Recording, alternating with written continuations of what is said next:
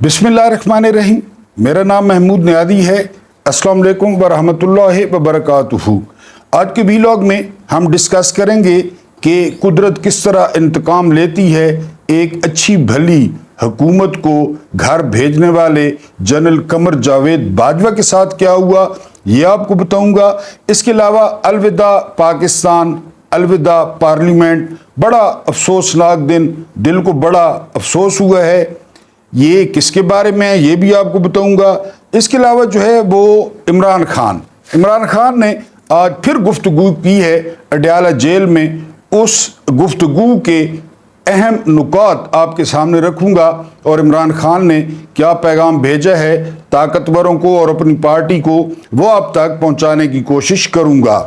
तो सबसे पहले हम डिस्कस कर लेते हैं अलविदा पाकिस्तान, अलविदा पार्लियामेंट। ये अल्फाज थे उस ट्वीट के जो अख्तर जान मेंगल ने पाकिस्तान छोड़ते हुए किया। अख्तर जान मेंगल पार्लियामेंट से इस्तीफा दे चुके और आज उन्होंने पाकिस्तान भी छोड़ दिया। कोशिश की गई, हुकूमती वफ्द भी गया, अपोजिशन का वफ्द भी गया और उन्होंने कहा कि हम आपसे माफ़ी मांगते हैं। तो अपने ट्वीट में अख्तर जान मेंगल ने लिखा कि अगर माफ़ी मांगनी है तो बलोचियों से माफ़ी मांगे जितनी रियासत ने उनके साथ ज्यादतियाँ की हैं। बहरहाल ये कोई पाकिस्तान के लिए या पाकिस्तान के वफाक के लिए नेक शगुन नहीं है। अब मामलात को हल देखने की सलाहियत देखें। DGISPR आज प्रेस कॉन्फ्रेंस में कहते हैं कि जो बलोचिस्तान के वज़ीर आला हैं वो बलोच हैं, वहाँ पे जो वज़ीर हैं वो बलोच हैं। तो जनरल साहब हमने कब कहा कि वो पठान हैं या वो पंजाबी हैं या वो मुसल्ली हैं? हमारा तो इतराज़ यही है कि चुने हुए बलोच हैं, टाउट बलोच हैं, आप लोग चुनते हैं। ये सरफराज भुगटी कल तक क्या था, किस पार्टी में था, फिर किस तरह उसने पार्टी ज्वाइन की, फिर किस तरह उसको फॉर्म 47 दिया गया, फिर किस तरह उसको वज़ीर आला बनाया गया। हमारा इतराज़ तो ये है, हम भी कहते हैं वो बलोच हैं और बायसे नंग है बलोचों के लिए कि जो आप लोगों के टाउट बन के बलोचों पे हुक्मरानी करते हैं। अगर बलोचों की असल हुकूमत होती, अगर फॉर्म 45 की हुकूमत होती तो कतई तौर पे अख्तर जान मेंगल पाकिस्तान न छोड़ते और उनको जो है ना वो शिकवा न होता। फिर आप कहते हैं कि हम 300 अरब से ज़्यादा वफाक बलोचिस्तान को दे रहा है, तो एहसान कर रहा है बलोचिस्तान पे, सारे सूबों को दे रहा है, बलोचिस्तान को भी दे रहा है। रॉयल्टी की आपने बात की तो रॉयल्टी आप 100 रुपये लेकर उनको 3 रुपये वापस कर रहे हैं। पूरा पाकिस्तान उनकी गैस पे खाना खाता रहा, उनकी गैस पे जो है ना वो सनतें चलाता रहा। वहाँ क्या हुआ? वहाँ तो कोयटा के अलावा कोई शहर भी नहीं है। कोई आप प्लाजा दिखा दें वहाँ पे बलोचिस्तान में, कोई आप वहाँ पे सीवरेज दिखा दें। तो बहरहाल ये बातें न करें। हमें भी पता है वहाँ बलोच वज़ीर आला है, लेकिन वो किसका बंदा है, वो किस तरह वज़ीर आला बना है ये भी हमें पता है। तो बहरहाल अख्तर जान मेंगल का अफसोस हुआ है और इसका नुकसान आने वाले दिनों में और ज़्यादा बढ़ सकता है अगर अकल और होश के नाखून न लिए गए। तो अख्तर जान मेंगल ने पाकिस्तान और पार्लियामेंट को अलविदा कह दिया है। कमर जावेद बाजवा, जिस तरह मैंने कहा कि आज DGISPR ने वो प्रेस कॉन्फ्रेंस की, उन्होंने कहा कि फैज़ हमीद के साथ जो भी शरीक होगा ना, जो भी शरीक, उसको भी सजा दी जाएगी। मेरा अपने मोहतरम सामीन से और नादरीन से सवाल है कि पाकिस्तान का सबसे ताकतवर शख्स जो DGISI है उसके साथ और कौन मुलविस हो सकता है? उसके दफ्तर का जो है ना वो PN या कोई सिविलियन या उसका आर्मी चीफ उस वक्त क्या कर रहा था? यानी यहां तो नाम बराए नाम वजीर आजम के मातहत है ना DGISI, किधर वजीर आजम के मातहत है? वरना 2018 में इमरान खान की हुकूमत बनी और 2000 जो है ना वो 19 में वो बाजवा के ससुर में ख्वाजा आसिफ के साथ बैठा था कि हुकूमत चेंज करते हैं, तो फिर वो बाजवा को लाएं। बहरहाल ये लाएं या न लाएं, बाजवा को जो रुसवाई का सामना करना पड़ा है वो है इकबाल जावेद बाजवा। ये 1977 में PIA में भर्ती हुए, फिर ये बाहर चले गए, ये बर्मिंघम में मैनेजर हुए PIA के और मौसूफ की जो FA की डिग्री थी, सनद थी, सर्टिफिकेट था, वो जाली था। लेकिन कौन हटाता, कौन हटा सकता था? آج D G I S P R روشنی ڈال دیتے کہ کتنی تنخواہیں اس نے لی. پی آئی اے کی تنخواہوں کا آپ کو پتہ ہے لوٹ کا مال ہے, اور کتنی مراد انہوں نے لی. اب کیا کہ گیم ڈالی گئی, اب یہ گیم ڈالی گئی بجائے برطرف کرنے کے, بجائے پہلے والی ساری چیزیں واپس لینے کے, ان کو کہا گیا کہ آپ استعفیٰ دے دیں, کیونکہ اب بھائی چیف نہیں رہا تو موصوف نے استعفیٰ دے دیا.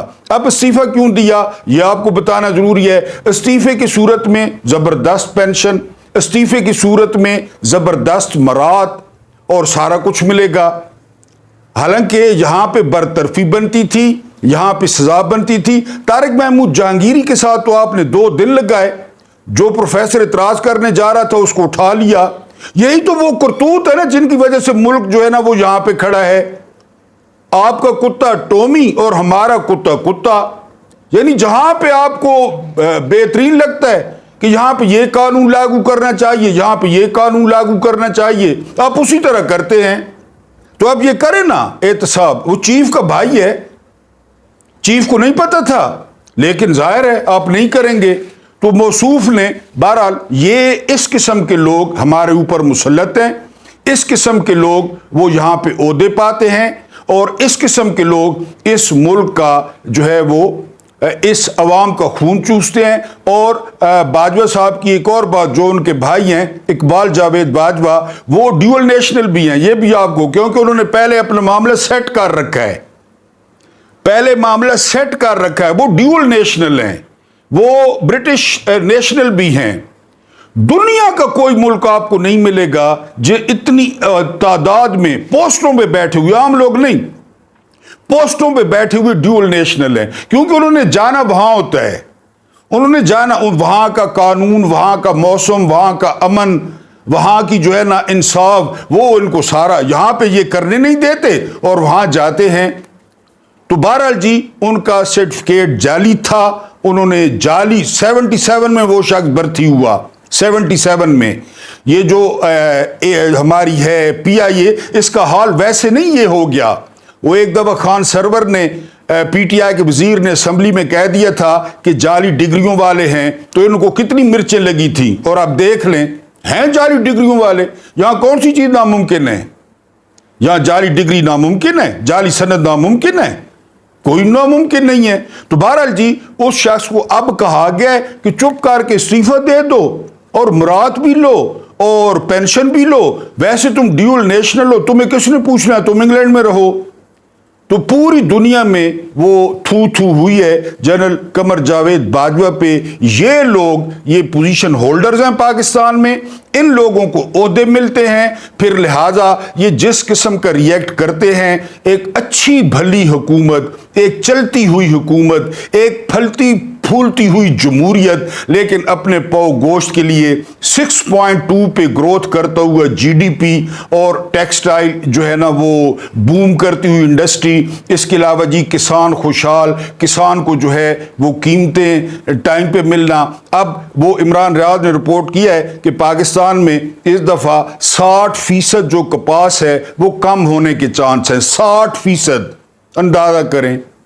پہلے بھی ہم کپاس باہر سے لیتے تھے, اور اس کی وجہ کیا بیان کی جا رہی ہے کہ گندم کا معاوضہ نہیں ملا, گندم کا معاوضہ نہیں ملا, کپاس بیجی نہیں گئی. پتہ نہیں خدا کو کیا منہ دکھائیں گے. جن کی روزی روٹی جو ہے نا ذمہ داری ہے, جن کا سارا کچھ, بیٹیاں بیٹھی ہوتی ہیں کہ فصل اٹھائیں گے تو بیٹیوں کے ہاتھ پیلے کریں گے. اب وہ 60% گیپ آ گیا ہے کپاس میں, کاٹن میں. اچھا 60% ادھر سے گیپ آیا ہے کاٹن, اس کا ٹیکسٹائل انڈسٹری کا کیا ہوگا؟ پہلے ہی بند ہو رہی ہے. ذرا انٹر لنک کرتے آئیں کہ کس طرف لے کے جا رہے ہیں ملک. اور اس قسم کے لوگ, یہ جنرل قمر جاوید باجوہ اور اس کے بھائی کا میں نے آپ کو قصہ سنا دیا. اس کو کہا گیا کہ جلدی جلدی استعفیٰ دو تاکہ تمہیں ساری مراد جو ہے وہ دی جائیں اور تمہارے دروازے پر پہنچائی جائیں. اب ہم گفتگو جو اس کا ہم انشاءاللہ نا D G I S P R کا پریس کانفرنس کا ہم آپریشن جاری رکھیں گے کہ انہوں نے کتنی ٹھیک باتیں کی ہیں اور کتنی جو ہے نا وہ مبالغہ ہے. بہرحال اب آتے ہیں خان صاحب پہ. خان صاحب نے کیا پیغام دیا اڈیالہ سے آج؟ انہوں نے کہا کہ اوپر بیٹھ کر فیصلہ کرنے والوں کے اربوں ڈالر بیرون ممالک میں ہیں. اب یہ سپریم کورٹ کا بیڑا غرق کرنے لگے ہیں تاکہ الیکشن فراڈ سامنے نہ آ جائے. ابھی بتایا ہے اربوں ڈالر باہر پڑے ہیں, ڈیول نیشنل ہیں. انس جو ہے نا وہ احمد نورانی نے سٹوری کی تھی باجوہ کے 12 ارب ڈالر کدھر یا 12 ارب روپے جو بھی ہو, بہت بڑی رقم ہے. کس نے کہا؟ وہ ہمارا خودکار احتساب کا نظام ہے. احمد نورانی کو ملک ہی چھوڑ کے بھاگنا پڑا. وہ قاضی فائد عیسیٰ کی لندن والی جائیداد, اس ریفرنس کا کیا ہوا؟ جائیداد موجود ہے, ثبوت موجود نہیں ہے, یہی لوگ اوپر بیٹھے ہیں. بالکل ٹھیک ہے. اس کے بعد کیا ہوا جی؟ دبئی میں تاریخی سرمایہ کاری پاکستانیوں نے گزشتہ 2.5 سال کے دوران کی ہے. بالکل ٹھیک ہے. عمران خان کے بعد لوگ بھاگا, اعتماد نہیں رہا. دبئی میں آپ کو بتایا تھا پاکستان میں 4000 کمپنیاں جو ہے وہ ختم ہوئی ہیں اور وہ ساری رجسٹرڈ ہوئی ہیں دبئی میں. اس کے بعد کیا ہوا؟ یاسمین راشد 75 سال کی عورت اور کینسر سروائیور نے اسے جیل میں رکھا ہوا ہے, یعنی سروائیور ہے اسے جیل میں رکھا ہوا ہے. نظر کا تھوڑا مسئلہ ہے, معذرت. مجھے سبق سکھانے کے لیے 7 ماہ سے بشرا بی بی کو جیل میں رکھا ہوا ہے. مجھے بتایا جا رہا ہے کہ طاقتور کے سامنے کھڑا ہونے کی جرت کیسے کی. یہ مجھے بتا رہے ہیں کہ سائفر کے سامنے کیوں کھڑے ہوئے. مسئلہ یہی ہے کہ ہم سے بڑا طاقتور کون ہے؟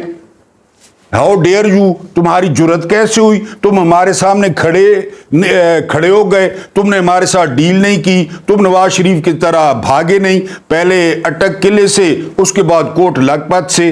اور اس پورے آپریشن کو کون کنٹرول کر رہا تھا؟ ایک منٹ یہ آپ نے کامنٹ سے مجھے یاد کرانا ہے. انشاءاللہ کل آپ کو بتاؤں گا اور آپ حیران رہ جائیں گے کہ وہ پورا آپریشن کون کنٹرول کر رہا تھا. لیکن آپ نے مجھے جو ہے نا وہ یاد کرانا ہے کامنٹس میں. وہ میں آپریشن آپ کو بتاؤں گا, آپ کو یقین ہی نہیں آئے گا کہ یہ بندہ باہر بھجوا رہا تھا اور آپریشن کر رہا تھا. جی کیوں کھڑے ہوئے؟ اس کے بعد بلوچستان میں کرائسس بڑھتا جا رہا ہے.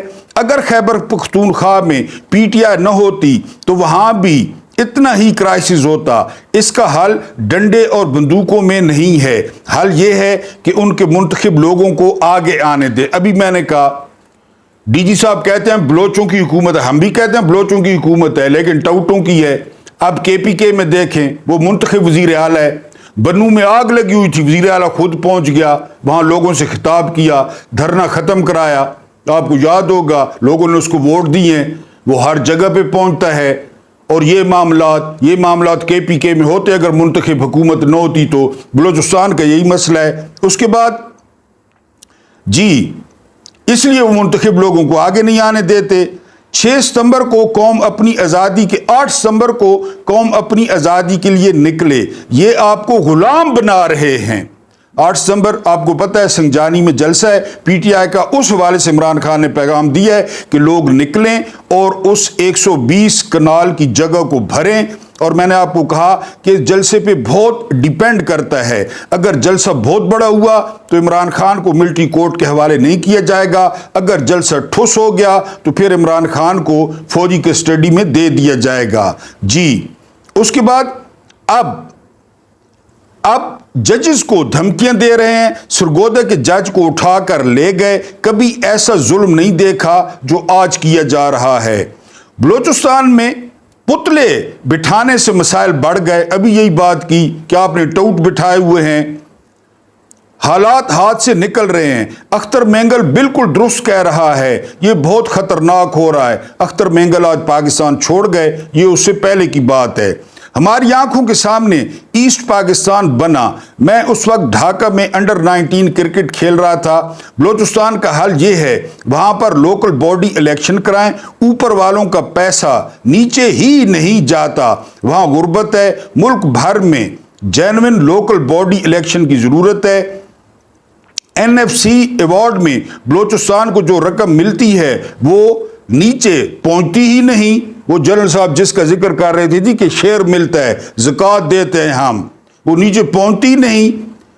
انشاءاللہ جب بھی ہماری حکومت آئے گی سب سے پہلے لوکل باڈیز الیکشن کرائیں گے جس کا پلان بنا رکھا ہے. جی اس وقت ملک میں ڈائیلاگ کی ضرورت ہے. عمران خان آگے چل کے کہتے ہیں ہمیں کہتے تھے کہ ٹی ٹی پی ہماری وجہ سے ہے, تو پھر بی ایل اے بلوچستان میں کس کی وجہ سے ہے؟ انہوں نے کہا نا جی کہ عمران خان نے ٹی ٹی پی والوں کو ادھر سیٹل کیا، ان کو سیٹلمنٹ دی، لہذا یہ حالات بلوچستان میں کس کے ذمے ہیں؟ دہشت گردی پر آپ یہ کراس بارڈر ٹیررزم کا کہہ رہے ہیں، اب یہ ٹیررزم، اب یہ کراس بارڈر ٹیررزم کا کہہ رہے ہیں، آپ نے وہاں جا کر دہشت گردوں ٹی ٹی پی پر حملے بھی کیے ہیں، یہ سارے بہانے ہیں۔ دہشت گردی ختم کرنے کے لیے 3 ڈائمینشنز ہوتی ہیں، انٹیلیجنس، ڈائلاگ اور پھر آپریشن۔ اب آپ 2004 سے دہشت گردی ختم کرنے کے لیے آپریشن کر رہے ہیں، اب تک کتنا فرق پڑا ہے 2004 سے؟ اندازہ کریں، 20 سال ہو گئے ہیں۔ اگر آپریشنوں سے یہ فرق پڑتا تو 20 سال ہو گئے ہیں، فرق پڑ جانا چاہیے تھا، لیکن نہیں۔ خفیہ اداروں کو ملک کی بڑی جماعت پی ٹی آئی ختم کرنے پر لگا دیا گیا۔ خفیہ اداروں کا کام دہشت گردی ختم کرنا ہے، صاف ظاہر ہے۔ خفیہ اداروں کا کام دہشت گردی ختم کرنا ہے، اسے ملک کی سب سے بڑی جماعت تحریک انصاف کو ختم کرنے پر لگا دیا۔ مجھے سبق سکھانے کے لیے بشرا بی بی کو 7 ماہ سے جیل میں رکھا ہوا ہے۔ اس کے بعد عمران خان کیا کہتے ہیں جی؟ اس کے بعد عمران خان کہتے ہیں کہ سوال ہوا کہ خان صاحب، علیمہ صاحبہ نے الزام لگایا ہے کہ سما ایکسپریس اور اے بی این کے رپورٹر ایجنسیوں سے ہیں۔ مجھے نہیں پتا کہ علیمہ خان نے یہ سٹیٹمنٹ کیوں دی، میں ابھی علیمہ خان سے اس بارے میں پوچھوں گا۔ اس کے علاوہ جو انہوں نے خاص بات کی، وہ خاص بات یہ تھی کہ میں یزیدوں کے سامنے نہیں جھکوں گا، میں یزیدوں کی بیعت نہیں کروں گا۔ میں نے آپ کو پہلے بھی کئی دفعہ مسئلہ سمجھانے کی کوشش کی ہے کہ یہ جو 2 جماعتیں ہیں نا، نون لیگ اور پیپلز پارٹی، ایک ہے ایوب خان صاحب کا تحفہ، ایک ہے ضیاء صاحب کا تحفہ، یہ بڑے ان کے ساتھ گھلے ملے ہوئے تھے، ٹھیک ہے جی، کبھی یہ اس کو لے آتے، کبھی اس کو لے آتے، اور عمران خان ایلین ہے، عمران خان اجنبی ہیں، وہ بالکل باہر سے آئے، ایک تیسری پارٹی آئی اور سارا نظام بگڑ گیا۔ ابھی آپ دیکھ لیں، ان کو وقت پڑا ہوا ہے، وہ کہتے ہیں کہ عمران خان نہیں، چن کے فارم 47 دیے گئے، ان کی حکومت بنائی گئی، اور یہ جو ہے نا وہ ان کے پالشی ہیں، یہ ان کے مالشی ہیں۔ نواز شریف کو دیکھیں کتنا بڑا انقلابی ہے، زرداری سب سے بڑا چابی والا کھلونا ہے، وہ کب ان کے سامنے کھڑا ہوتا ہے؟ عمران خان اب یعنی سسٹم چاہتا ہے کہ عمران خان باہر آئے، لیکن سسٹم کیا چاہتا ہے؟ سسٹم چاہتا ہے کہ عمران ہمارے ذریعے باہر آئے، گردن جھکا کے باہر آئے، ہمارے ساتھ بات کرے۔ عمران خان کیا چاہتے ہیں؟ عمران خان چاہتے ہیں کہ جو اڈیالہ جیل ہے اس کا مین گیٹ کھولا جائے، میں وہاں سے باہر جاؤں، میں عدلیہ سے باہر جاؤں، میں قانون سے باہر جاؤں، میں اپنے مقدمے لڑ کے باہر جاؤں۔ طاقتور کہتے ہیں کہ ہمارے جو ہے نا وہ ایک روز ملی رستے میں طاقت کی راج کماری، بولی کے چرن چھو میرے اور جیت لے دنیا ساری، میرے دل نے کہا سن پگلے یہ عہد وفا 2 دن کا، طاقت کی حقیقت کیا ہے، طاقت کا نشہ 2 دن کا۔ یہ کہتے ہیں کہ ایک روز ملی رستے میں طاقت کی راج کماری، بولی کے چرن چھو میرے، ہمارے پیر چھوؤ، معافی، ہمارا ریکارڈ نہ ٹوٹے 77 سالہ کہ ہم باس ہیں، ہم بھائی لوگ ہیں، ہمارا جو ہے نا وہ ریکارڈ نہ ٹوٹے۔ خان صاحب کہتے ہیں میں عدالتوں کے ذریعے باہر آؤں گا، اور وہ کہتے ہیں کہ میں وقت کے یزیدوں کی جو ہے وہ بیعت نہیں کروں گا، کیونکہ وہ محترم انجینئر محمد علی مرزا صاحب وہ مردہ یزید کو نا بہت برا بھلا کہتے ہیں، اس کے پورے خاندان کو لتاڑتے ہیں، لیکن جب زندہ یزید کی باری آتی ہے تو پھر بس ٹھوس ہو جاتے ہیں، کیونکہ مشکل ہے نا زندہ یزیدوں کو کچھ کہنا۔ مردہ کو تو آپ جو مرضی کہتے رہے، اس نے کون سا اٹھ کے آنا ہے؟ وہ تو اس وقت حسین تھا جس نے انکار کیا، ٹوٹل 72 لوگ تھے اور تو کوئی نہیں تھا، سارے دبکے ہوئے تھے، ٹوٹل 72 ہاشمی تھے، یعنی 72 لوگ تھے، غیر ہاشمی بھی تھے۔ تو یہی حال ہوتا ہے، مردہ جدید کو کہنے والے جو ہے نا بہت ہیں، زندہ جدیدوں کو کہنے والے इंशाल्लाह अगले वीलॉग में मुलाकात होती है। अल्लाह पाक आपको आसानियाँ अता फरमाए, आसानियाँ बांटने की तौफीक अता फरमाए। रब्बे करीम आपके और मेरे मरहूमीन की मग़फ़िरत फरमाए, उनके साथ अदल का नहीं बल्कि रहम और एहसान का मामला फरमाए। मुझे बर्दाश्त करने का बहुत बहुत शुक्रिया।